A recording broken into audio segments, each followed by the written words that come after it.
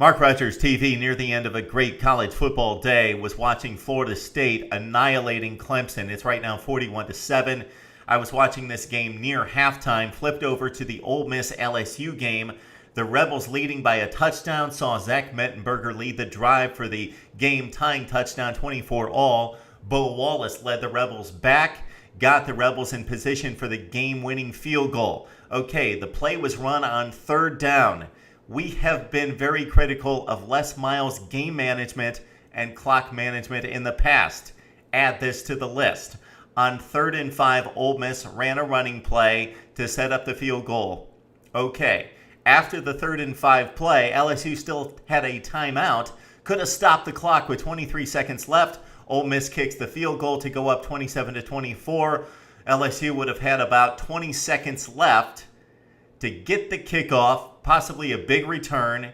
Even if they only get it to the 25-yard line, they have possibly 3 plays to get the ball back in field goal range with one of the top passing combinations of Mettenberger to Odell Beckham Jr. and Jarvis Landry to possibly win the game. Sure, the odds would have been stacked against them, but still you give your offense a chance. I don't have any clue as to why Les Miles let the clock bleed all the way down to 3 seconds, and then he called the timeout, only to let the Rebels set up for the game-winning field goal.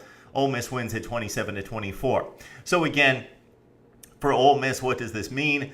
It's basically bowl positioning and building a program for Hugh Freeze. They lost 6 defensive starters coming into this game, still were able to play a spirited game at home and win at 27-24 after a few disheartening losses, losing to Alabama, a game that they really talked about going into and pulling off the upset in Tuscaloosa, got thumped 25-0. Went down on the Plains and lost to Auburn, were dominated in that game until late when they scored a couple times to get back into the game. Again, lost to Auburn. And then played really well against Texas A&M. Johnny Manziel led the game-winning drive and the last-second field goal against them. So Ole Miss, just a week after losing by a last-second field goal, wins in upset fashion as a 10.5-point underdog over LSU.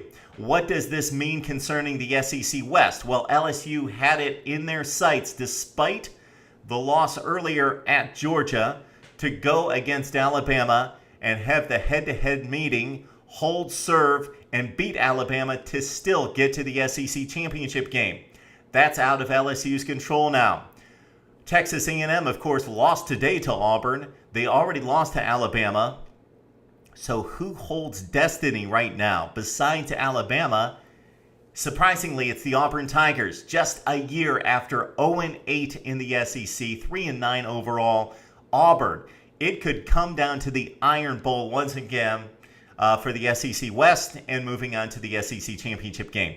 All right, pick your topic here. Ole Miss supporters, you get a huge win at home against hated rival LSU.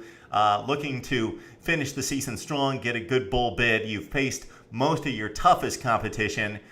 Texas A&M, do you get back in the SEC West race? LSU, you're going to need help now when you had it all in your sight. You control destiny, but now you need help and you need to beat Alabama.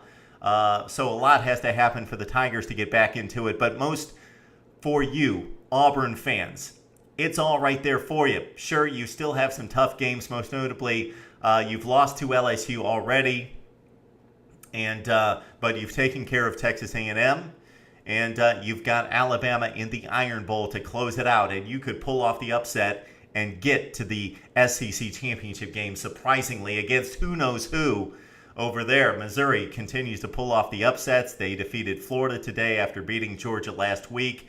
Could you see an Auburn-Missouri SEC championship game? That would be something. I don't see it happening, but it would be something. SEC fans, it's chaotic right now for the best conference in college football. Would love to hear from you on Mark Rogers TV.